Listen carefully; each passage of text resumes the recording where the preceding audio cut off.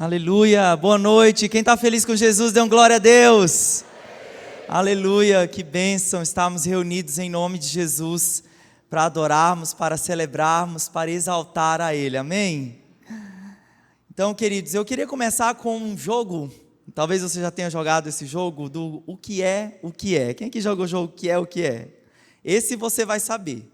O que é que tem no meio de toda a Avenida de Palmas e que muitas vezes não tem um semáforo para acompanhar esse o que é o que é. O que é? Faixa de pedestre.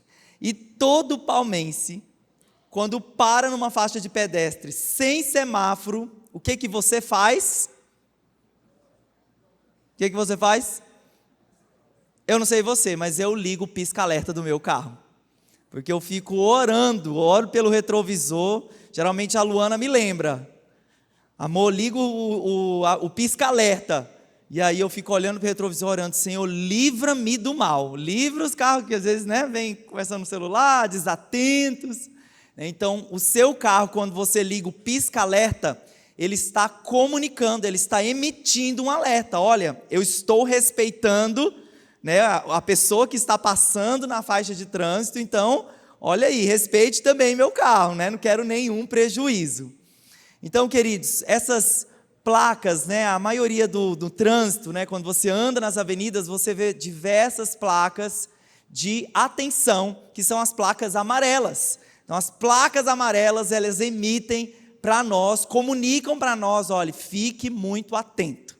E nessa noite o nosso assunto, falando de realidades espirituais também, que nós precisamos ficar muito atentos. Abra sua Bíblia comigo em 2 Coríntios capítulo 11, versículo 2. 2 Coríntios capítulo 11, versículo 2. A Bíblia diz: o zelo que eu tenho por vocês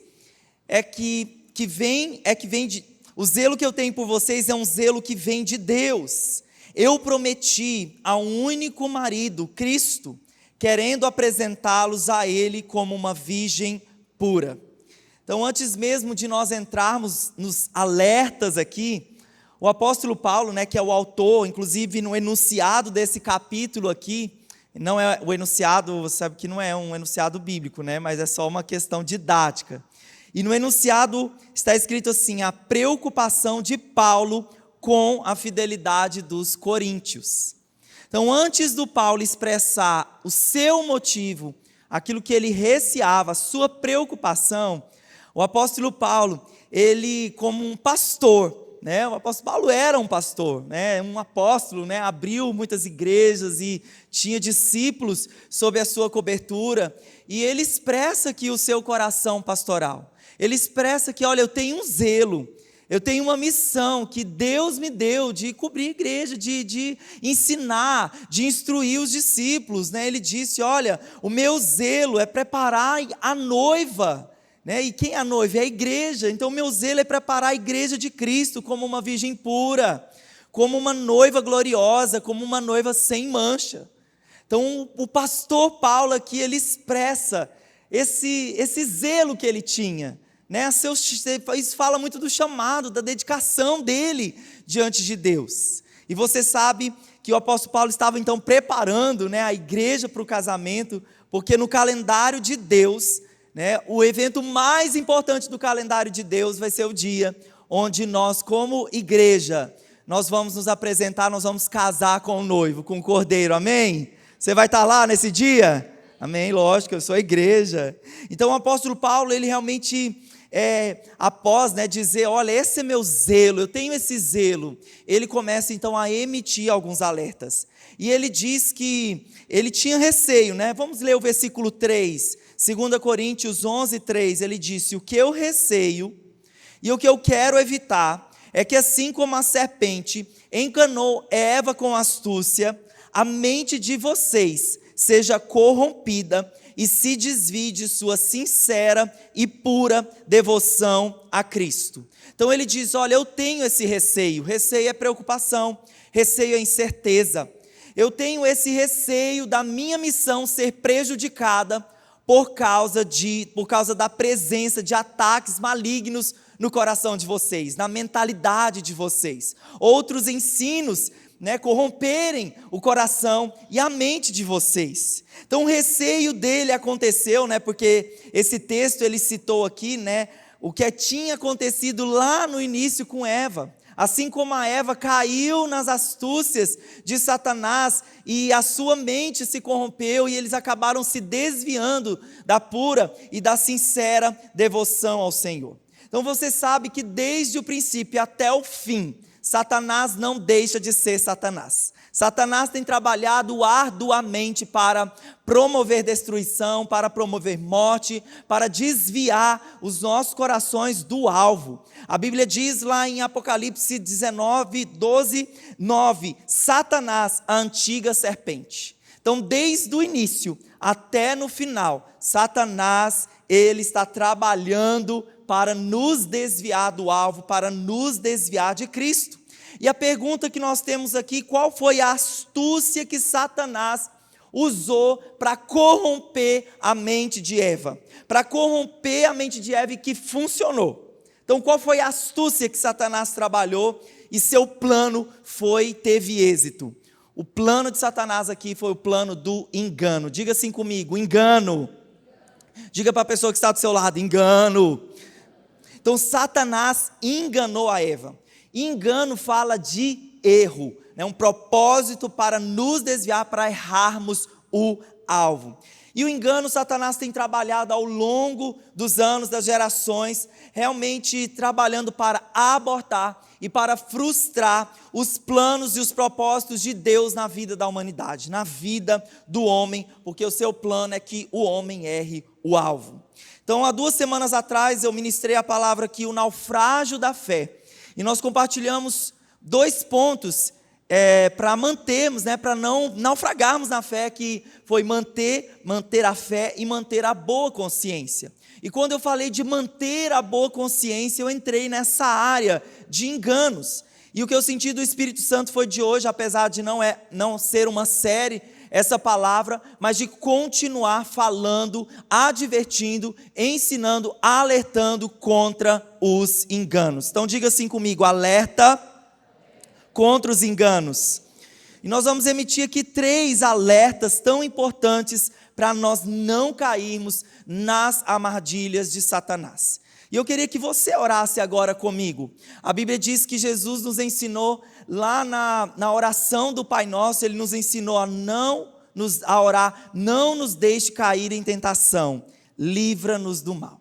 Essa deve ser a sua oração diária, para que realmente a sua mente, o seu coração, você seja protegido, corpo, alma e espírito, contra esses ataques, essas tentações que a todos os momentos elas estão por aí acontecendo. Então feche os seus olhos. Vamos pedir agora que o Espírito Santo revele a sua palavra aos nossos corações. Ore agora por isso, Senhor, não me deixe cair em tentação, mas livra-nos do mal.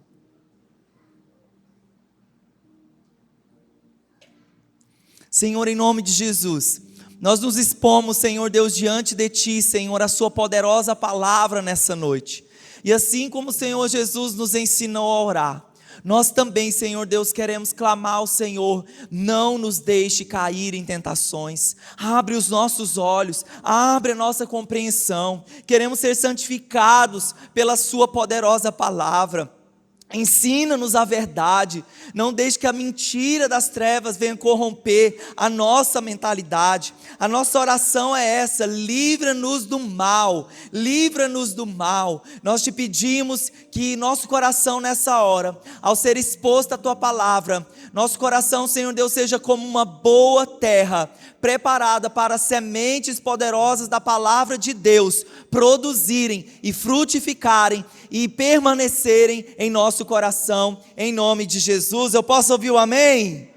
Amém, glória a Deus. Então vamos lá, alerta número 1, nós conhecermos as estratégias, Nós temos aqui na igreja, o Bruno não está aqui hoje, O Bruno, está aqui o Bruno, jogador de futebol, tá não?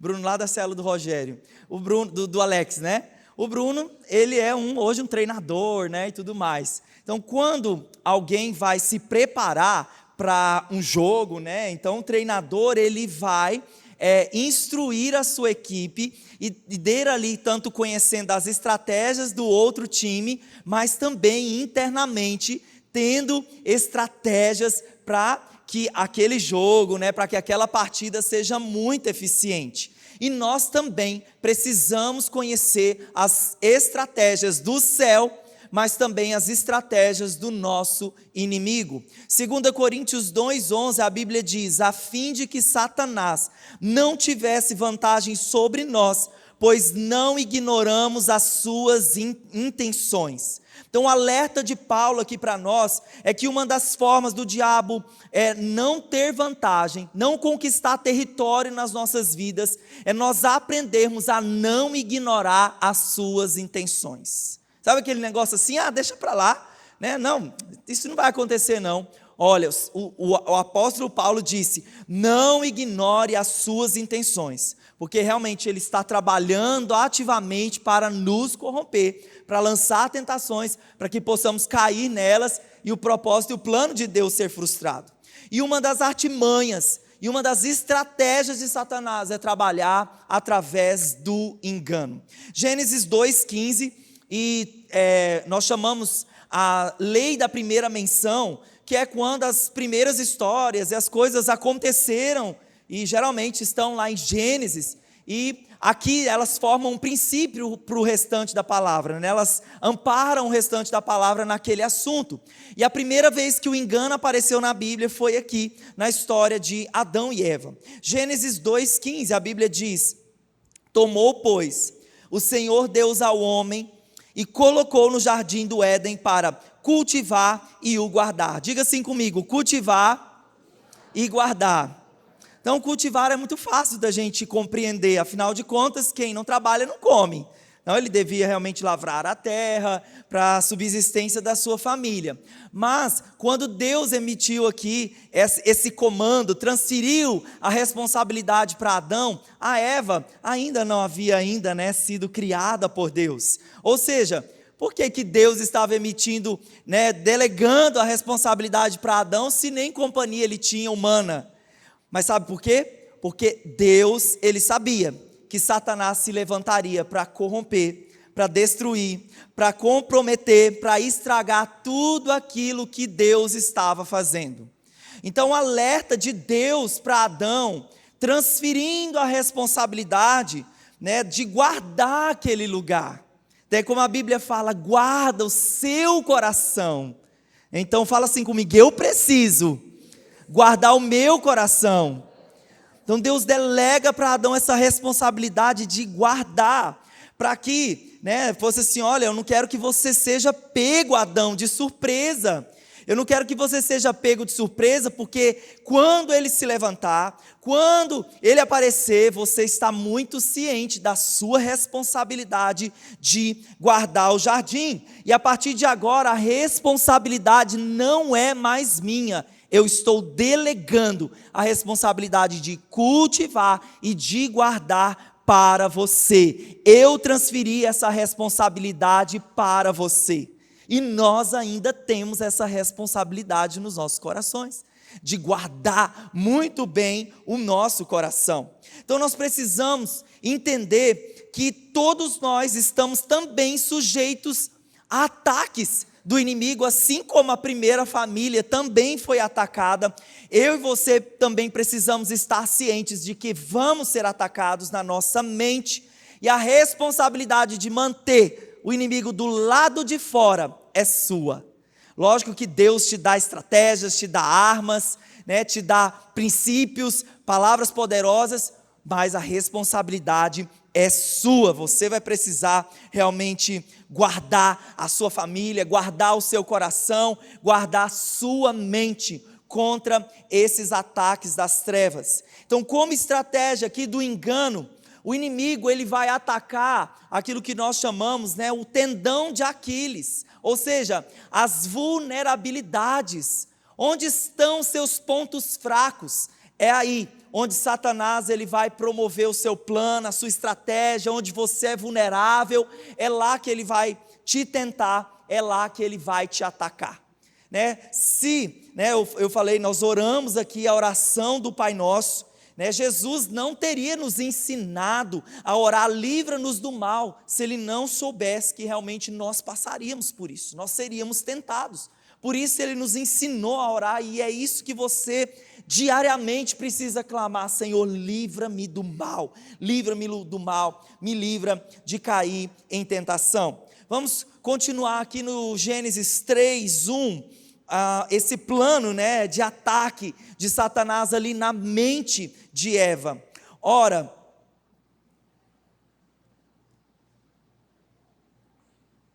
a serpente era o mais astuto de todos os animais selvagens que o Senhor Deus tinha feito.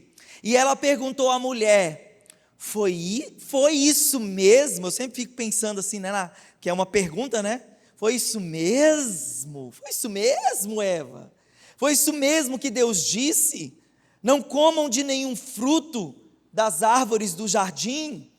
Então muitas vezes nós pensamos que a ação de Satanás contra nós, ela vai ser de uma forma aterrorizante, um diabão vermelho, chifrudo, com tridente, que ele vai aparecer nessa forma aterrorizante para nos assustar. Mas se ele tivesse aparecido para Eva aqui dessa forma, com certeza ela ia sair correndo. Então foi menos que isso, né, nessa aparência assustadora, e mais como um convite sedutor, como por exemplo a proposta de: come, amiga, emagrece. Tem gente que demorou a entender, eu vou repetir. Amiga, come essa fruta, ela emagrece, vai ser bom para você.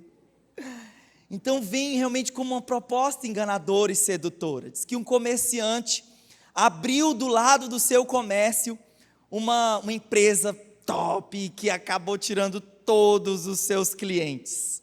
E ele teve uma estratégia que não foi muito ética, mas que deu certo. Ele então falou: vou reformar, por dentro eu vou deixar igualzinho o concorrente, né? Gastou muito dinheiro.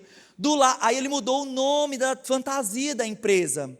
Ele mudou o nome para Porta Principal, nome da empresa dele, Porta Principal, e colocou um letreiro luminoso bem grande assim.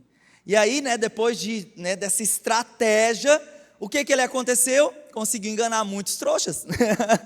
Porque com aquele nome, Porta Principal, e do lado do concorrente, muitos entraram, né, pelo seu comércio, né, e acabou tendo eficiência. Mas é isso que Satanás ele tem feito, ele armando ciladas, situações sedutoras, convites sedutores. Sabe quando você, até já contei essa estratégia aqui, quando eu viajei de avião pela primeira vez, emitiu, né, a aeromoça falou: olha, nós vamos servir um pão italiano com peito de peru. E aí quando eu ouvi, né, aquele pão italiano com peito de peru, eu falei assim: uau, que lanche, pão italiano. Quando eu abri o lanche, eu falei: é o pão da esquina. Ou seja, né, eu fui tão envolvido, né, com aquela expectativa, mas era algo, né, corriqueiro ali. Então Satanás realmente ele tenta nos enganar, essa embalagem. Só que aqui no caso, a sedução foi utilizada, a estratégia utilizada foi o questionamento. Então ele disse: foi isso mesmo, Eva, que Deus disse? No versículo 5 e 6 ele continua lá, salpicando o questionamento. Disse a serpente à mulher: certamente não morrerão. Deus sabe que no dia em que dele comerem, seus olhos se abrirão, e vocês, como Deus, serão conhecedores do bem e do mal. Então a voz do maligno dizendo: olha, não tem nada não, está todo mundo fazendo, vai ser bom para vocês, né? Conhecer o bem e o mal é bom. Então realmente Satanás usando essa estratégia para corromper completamente o coração de Eva. Então quando você recebe esse questionamento, o problema vai ser, a partir daqui, você começar a pensar e a falar coisas que são contrárias a princípios da palavra de Deus, porque a operação do engano é essa. te ludibriar a ponto de que você comece daqui a pouco a pensar e a falar coisas que são contrárias à palavra de Deus. E esses ensinos, esses questionamentos, eles são muito perigosos, porque eles te expõem a essa influência maligna. A Eva então responde: olha, nós podemos comer de todas as frutas da árvore do jardim, mas Deus disse: não comam do fruto da árvore que está no meio do jardim, não toquem nele, do contrário vocês morrerão. Então o texto mostra aqui que Eva, não era aquela que às vezes quando o engano vem, a pessoa não sabe nem responder o versículo Jesus chorou. Não, a Eva tinha muito entendimento do que Deus tinha falado. Pelo menos havia entendimento, não sei se havia revelação, talvez se houvesse revelação, ela não teria caído, mas ela tinha o entendimento de que Deus havia falado que não era para eles comerem. Então Satanás aqui, ele percebe o quadro de alguém que conhecia, que tinha o entendimento, e ele vem distorcer o que Deus falou. Será que é assim mesmo? Será que porque que Deus não quer que vocês conheçam o que é bom e o que é mal? O que Deus está escondendo de você, Eva? Falar isso para uma mulher é terrível, E vai ser curiosa, é uma mulher, Falar aqui, será que Deus está querendo esconder de você? Então a estratégia usada por Satanás aqui, a estratégia de distorcer o que Deus falou. E é isso que tantas vezes acontece quando nós estamos lidando com tentações, quando nós estamos lidando com o pecado, onde Satanás ele vem relativizar a verdade. O que é relativizar a verdade? É colocar em xeque aquilo que Deus, a verdade de Deus, aquilo que Deus tem nos ensinado, e essa é a estratégia de Satanás. Ludibriar nossa mente, enganar, questionar aquilo que Deus ele falou. Olha, dizendo Eva, não é bem assim, talvez as consequências nem vão ser do jeito que ele falou. Por que Deus está impedindo vocês? Será que Deus não quer que você seja feliz? E é assim que Satanás ele vem então questionando e relativizando a verdade. Relativizar o que Deus ele falou. Então a estratégia de Satanás aqui para que a Eva caísse na desobediência, foi o pecado original, foi trabalhar incredulidade, trabalhar realmente essa discordância na mente dela, desfazendo, ali, impedindo o entendimento completo daquilo que Deus havia falado. Então quando a dúvida entra, a porta da desobediência se abre e Eva passa por ela então, e aí você sabe o que aconteceu no final dessa história. Diga assim comigo: uma vez que a ordem foi desacreditada, ela foi quebrada. Mais uma vez que a ordem foi desacreditada, ela foi quebrada. Então, o primeiro alerta aqui é essa estratégia de confusão, de engano, de distorcer o que Deus ele fala. Segundo alerta para nós, a nossa defesa. Você tem uma defesa. Você, graças a Deus, pode usar armas para se defender. E nós utilizamos o exemplo de alguém que infelizmente caiu, mas nós vamos usar agora o exemplo de alguém que foi muito eficaz, utilizando a palavra de Deus com tanta autoridade, o nosso Senhor ali na tentação do deserto. Mateus capítulo 4, versículo 3 e 4, eu posso ouvir um glória a Deus. O tentador aproximou-se dele e disse: se és filho de Deus, manda que essas pedras transformem-se em pães. E Jesus respondeu: está escrito. Diga assim comigo: está escrito. Está escrito: nem só de pão viverá o homem, mas de toda a palavra que procede da boca de Deus. E há uma forma, aqui para operar o ministério da defesa, é nós resistirmos todas as tentações e argumentos das trevas com a palavra de Deus. Então Jesus resiste Satanás declarando, confessando com seus lábios a palavra do Senhor. Então tá aí uma coisa boa para você se defender, você dizer, você falar está escrito. Sair da sua boca a palavra. Quando tentações, ondas de incredulidade, situações adversas se levantar, eu quero trazer à memória aquilo que me dá esperança. E trazendo a Bíblia para confortar, para edificar, para consolar o teu coração. Amém? Então Jesus, ele usa a palavra, ele traz a palavra. E como Jesus, ele cita a palavra, aí o tom da conversa teve que mudar. Aí Satanás falou assim: não estou brincando com qualquer um, não estou tentando enganar qualquer pessoa. E aí Satanás usa também a própria palavra de Deus para continuar a conversa. O versículo 5 a 7 de Mateus 4: então o diabo o levou à cidade santa, colocou-o na parte mais alta do templo e lhe disse: se és o filho de Deus, joga-te daqui para baixo.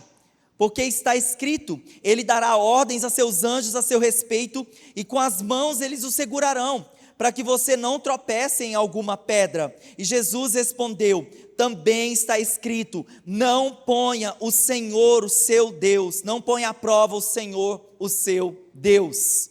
Então imagine, Satanás está falando: se joga daí, né? Isso é intentar contra a sua própria vida.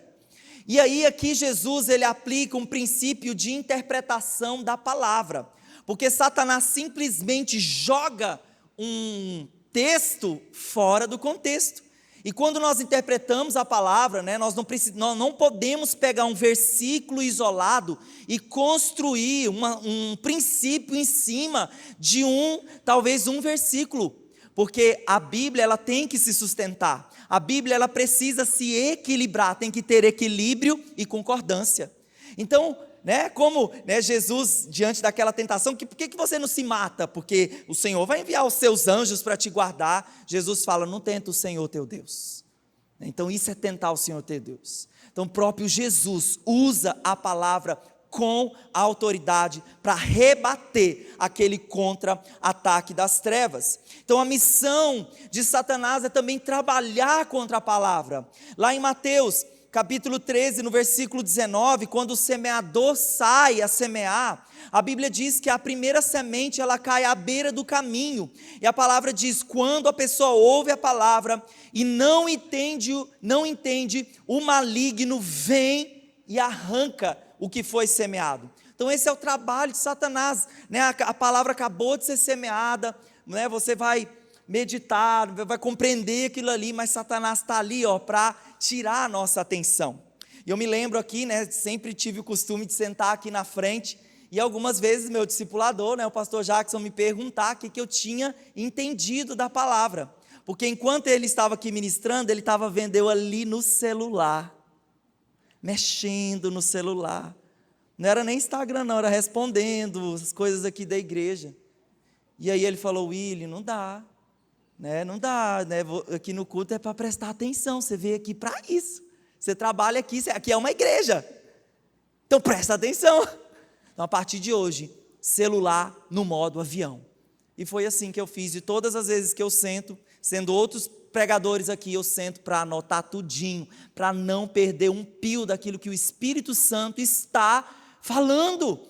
Porque meu irmão, Satanás está trabalhando aqui dentro também, dispersa, né? Aí passa um negocinho aqui para dispersar nosso entendimento. Satanás está trabalhando o tempo todo para roubar as sementes, para que você não reflita, para que você realmente não receba aquela palavra no seu coração. Então ele realmente trabalha contra o entendimento da palavra, e não apenas conhecimento, entendimento, mas também convicção,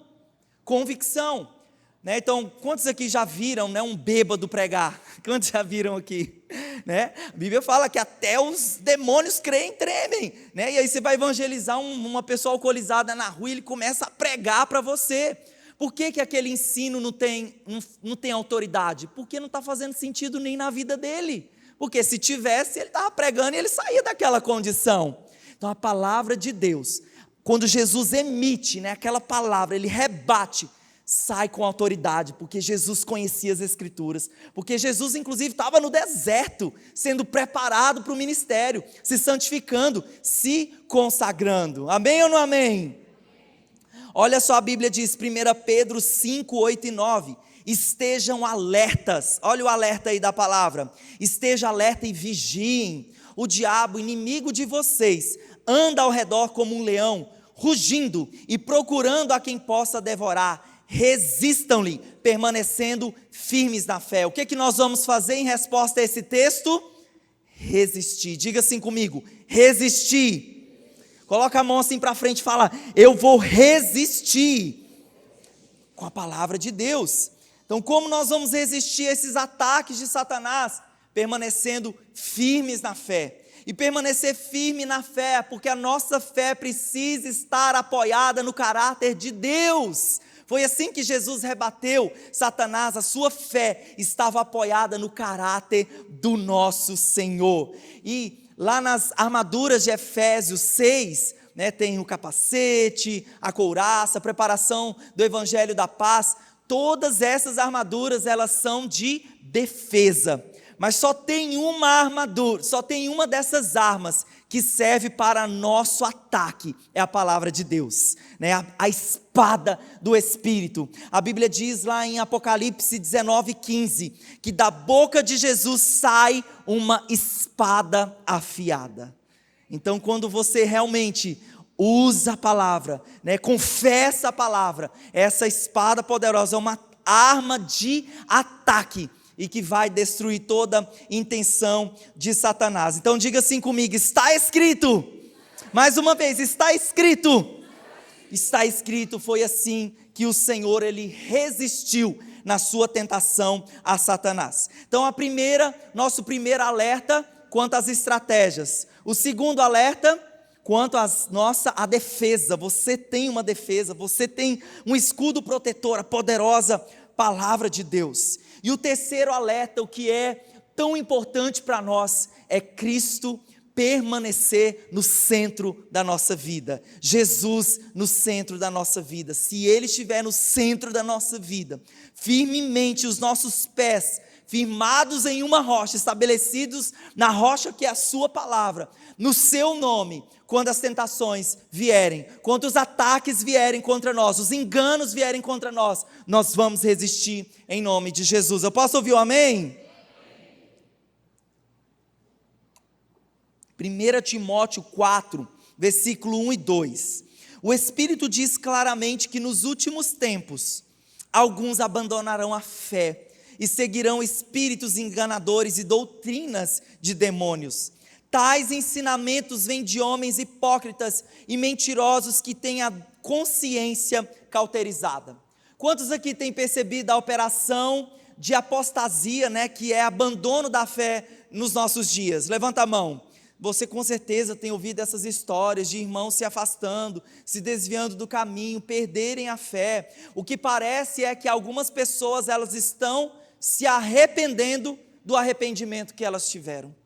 Se arrependendo do arrependimento. Que triste isso. Então, se formos perguntar para uma dessas pessoas por que elas abandonaram a fé, se formos perguntar para elas se elas estão obedecendo a algum demônio, porque a Bíblia diz aqui, que são doutrinas de demônios, que essas pessoas estão ouvindo esses enganos, talvez a pessoa que está até afastada de Deus vai falar, Deus que me livre, eu não estou realmente seguindo demônios não, mas no fundo, se a pessoa está seguindo um outro Cristo, um outro evangelho, um outro ensino, que não é a palavra de Deus, essa pessoa está seguindo demônios. Então a Bíblia diz aqui nesse texto que a mente de quem se apostata da fé, abandona a fé, a mente se torna cauterizada. O que é o cauterizar aqui? Sabe, o pessoal do agro aí vai saber muito bem isso, quando você está marcando lá os seus bois milionários, e aí coloca lá aquele ferro quente e faz no boi, Aquela parte onde foi marcada ali o animal, ela fica insensível, ela realmente ficou marcada. Então, a mente cauterizada, ela fala disso, a mente mudou, e ela mudou para pior, ela mudou para ser insensível, Então o temor de Deus, as pessoas começam a perder o temor do Senhor, O que é o temor do Senhor? Que nós temos ensinado ao longo dos anos, amar o que Deus ama, e odiar o que Ele odeia. Vamos repetir, o temor de Deus é Amar o que Deus ama e odiar o que Ele odeia. Então a pessoa começa a amar o que Deus odeia, odiar o que Deus ama. Então é uma coisa assim realmente muito complicada. A mente da pessoa vai se tornando insensível, aquele coração duro. 2 Timóteo 4, 3 e 4, a Bíblia diz: pois virá o tempo em que não suportarão a sã doutrina, ao contrário, sentindo coceira nos ouvidos, juntarão mestres para si mesmo, segundo os próprios desejos. Eles se recusarão a dar ouvidos à verdade, voltando-se para os mitos. Então, Deus literalmente está dizendo que vão chegar dias onde as pessoas vão procurar outros para falar aquilo que elas querem ouvir. Então você com certeza já deve ter presenciado isso. A pessoa não quer ouvir muito, eu quero ouvir o que me agrada, o que agrada a minha carne. E nós temos, por mais de 2 milênios, de igreja, nunca se houve um tempo na história de tão questionamento como hoje nós temos vivido na questão da doutrina do casamento. Como nós temos visto questionamentos nessa área. Então, sempre essa verdade vivida, Deus ama a família, tantos homens e mulheres de Deus, de geração em geração, mas hoje se levantam para dizer, o casamento já não é bem mais assim. Ser fiel não é bem mais assim. Casar no papel, para que isso? A gente pode juntar aqui e ficar amaziado aqui, pecando contra o Senhor, para que isso? Não tem que ser levado tão a sério mais assim o casamento. E aí nós vemos esse jogo de Satanás fazendo a mesma coisa, questionando princípios, questionando, dizendo, isso é injusto, isso te priva da felicidade, isso te priva do que é bom. Então nunca uma geração como a nossa, que se diz, que nós vivemos numa geração do antropocentrismo. O que é o antropocentrismo? O homem no centro. Em vez de Jesus estar no centro, os princípios governando, quando o homem está no centro, o que governa lá? As minhas vontades, a minha felicidade, o meu querer. Então às vezes a pessoa procura gente para falar, pastor, eu quero desistir do meu casamento, eu quero ir para outro casamento. E aí a pessoa, e aí a gente ali falando, olha irmão, princípio da palavra de Deus, salvo as exceções que temos, mas o princípio da palavra de Deus é aliança. Deus é um Deus de aliança, e Deus tem nos ensinado sobre aliança. E aí a pessoa, ela joga esse argumento, mas eu não tenho direito de ser feliz não, pastor. E aí eu viro para essa pessoa e pergunto, irmão, onde está esse versículo na Bíblia? Onde está esse versículo na Bíblia? Onde está, Wellington? Tu quer cabeção, Onde está? Cabeção da palavra, Não está, a gente não acha. Eu já ouvi isso, a pessoa, não, eu quero a minha felicidade. Eu falei, meu irmão, não tem escrito isso na Bíblia. Então realmente a pessoa, ela está aqui envolvida em si mesmo, Será que Deus, por que Deus não, olha o questionamento, por que Deus não quer que eu seja feliz? Por que Deus não quer que, querido, se você aplicar os princípios da palavra de Deus nessa área do casamento, do amor, do respeito, com certeza você pode viver uma vida feliz com o Senhor. Numa vida de um desfrute, uma família realmente deliciosa, família um lugar de delícias, amém ou não amém? Então, 2 Coríntios 11, 4, a Bíblia diz, pois se tem pregado a vocês um Jesus que não é aquele que pregamos, ou se vocês acolhem um espírito diferente do que acolheram, ou um evangelho diferente do que aceitaram, vocês o toleram com facilidade. Irmão, não tolere ensinos estranhos, errados, corrompidos. Mas como eu vou saber se esse ensino está errado, corrompido, se eu não leio a Bíblia, se eu não procuro fazer um curso para me aprofundar, me aperfeiçoar? Nós temos aqui um curso basilar fundamental, a nossa escola ministerial. Eu queria colocar para você aqui 6 ensinos, 6, lógico, de diversos outros falsos ensinos, mas 6 ensinos, 6 vertentes que são muito comuns, que desviam as pessoas, para que você fique em alerta.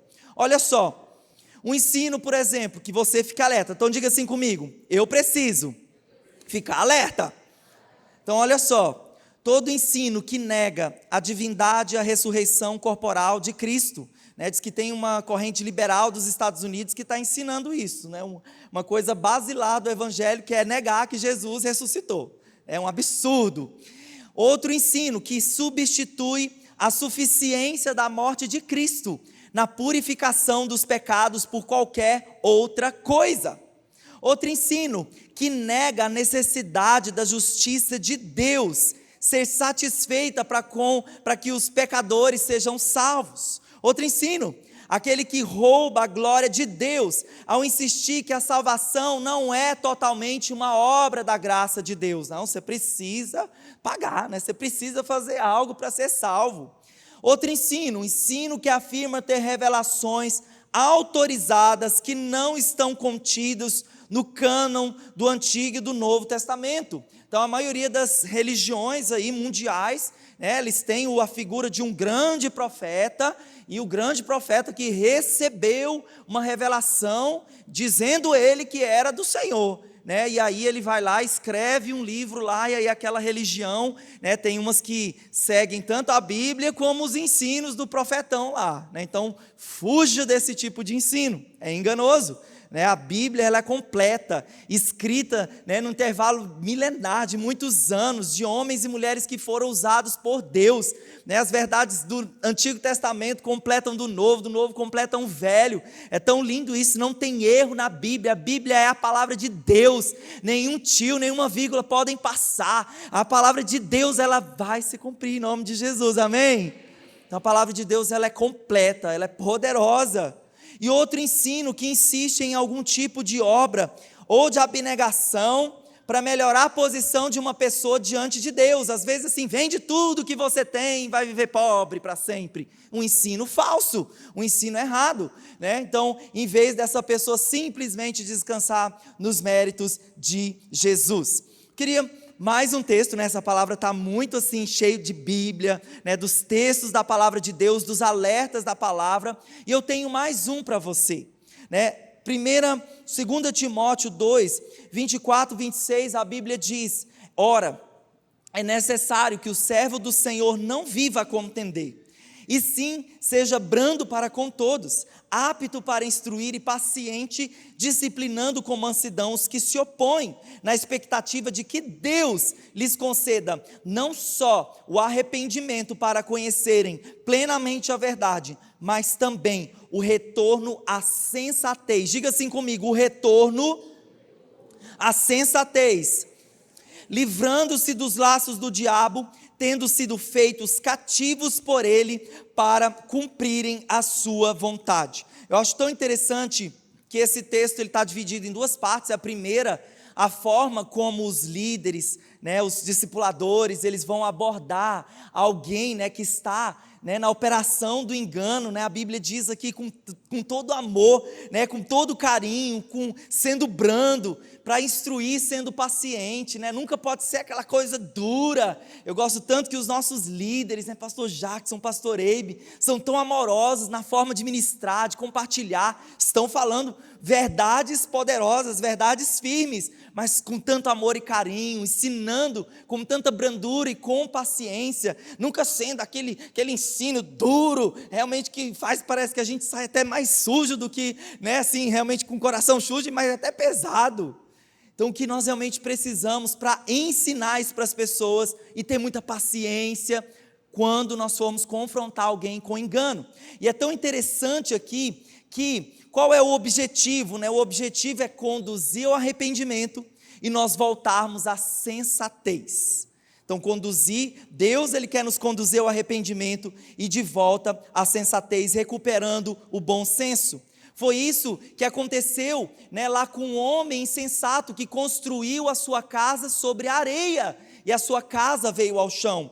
Foi o que aconteceu com o filho pródigo, que a Bíblia diz, portanto, caiu em si, né? Então, se ele caiu em si, é que ele estava fora de si. E quando ele faz o caminho de volta, ele retorna à sensatez. Outro irmão, né, outra pessoa na Bíblia, o Pedro, a Bíblia diz que ele caindo em si, ele chorou amargamente, Ou seja, quando Pedro cai em si, ele realmente retorna à sensatez. Então a expectativa de Deus é que não só apenas conceda arrependimento para nós voltarmos ao Senhor, mas também nos livrarmos, retornando à sensatez, nos livrando desses laços de engano, que corrompem a nossa mente e o nosso coração.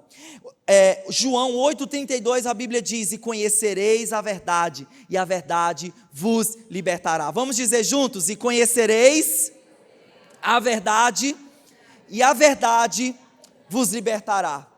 Então, quando o Senhor está no centro da nossa vida, ter Jesus no centro da nossa vida, é tão poderoso por isso, porque suas verdades, sua palavra, estando no centro da nossa vida, a sua vida, ela traz libertação para nós, ela traz verdade, ela traz justiça, ela traz entendimento e compreensão das realidades que são espirituais. Então, o pastor Luciano Subirá, ele disse, esse é o momento que você vai fotografar, colocar essa frase, pôr na sua rede social, marcar a igreja, marcar o pastor, Então, o Luciano Subirá, ele disse: olha, o conhecimento da verdade liberta, a falta de compreensão da verdade escraviza. Então, quando eu conheço a verdade, a minha mente vai estar guardada, protegida contra os ataques, e realmente eu vou estar livre dessas amarras que nos escravizam. Então, duas coisas aqui dentro desse terceiro ponto: para que Jesus permaneça no centro, você vai precisar estar firme na palavra, e você vai precisar vigiar e orar. Vamos dizer juntos? Firme na palavra e vigiar e orar. Eu gosto tanto desse texto de 1 João 2,14, que fala dos jovens. Quantos jovens nós temos aqui nessa noite? Levanta a mão. Jovens de até 100 anos, em nome de Jesus.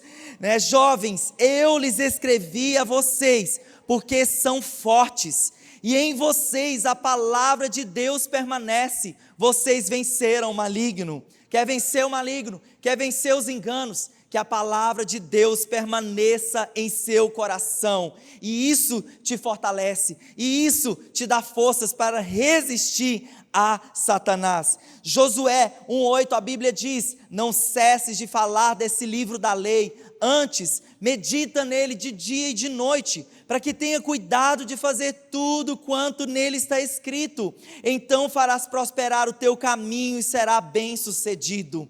Promessa e bênção, de acordo com a promessa. Qual é o mandamento para nós aqui? Medita, leia a palavra, se envolva com a palavra, e seja firmado sobre essa rocha inabalável, a palavra do Senhor, e assim você vai colher bênçãos, e assim você vai colher realmente uma vida bem sucedida, um caminho próspero. Quem aqui quer ser bem sucedido? Levanta a mão. Graças a Deus por isso, é promessa do Senhor, então você também pode recebê-las quando estiver firmado sobre esse firme fundamento, a palavra do Senhor. Então, outro ponto para você permanecer em Deus, para Jesus estar no centro: vigiar e orar. Vigiar e orar. Como está o seu tempo de oração? Quanto tempo você está investindo? Ler a Bíblia é uma coisa, também aqui o tempo de oração. O tempo, e pense, gente, esse tempo eu não negocio de jeito nenhum. Você precisa proteger esse tempo de se dobrar, de fechar a porta do seu quarto, como a Bíblia diz. Fecha a porta do seu quarto, entra nele, o Pai que está em secreto o recompensará. Ah, pastor, eu oro dentro do carro. Amém, glória a Deus. Eu oro em línguas todo o tempo. Amém. Mas a Bíblia fala sobre o poder do quarto, o poder da intimidade, o poder de realmente desligar o celular, o poder de se ajoelhar, o poder de estar diante do Senhor. Eu posso ouvir um amém? Mateus 26:41, vigiem e orem, para que não caiam em tentação. O espírito está pronto, mas a carne é fraca. Então vamos recordar aqui as 3 áreas, os 3 alertas, para o seu coração permanecer diante do Senhor, para você resistir às trevas. Vamos lá, o primeiro alerta: conhecermos a estratégia. Segundo lugar, a defesa, as armas que você usa para se guardar, para se proteger, para guerrear. Segundo alerta, a defesa. E em terceiro lugar, Jesus permanecer no centro, e nós tendo um relacionamento com a palavra e com a oração. Queria que você ficasse em pé.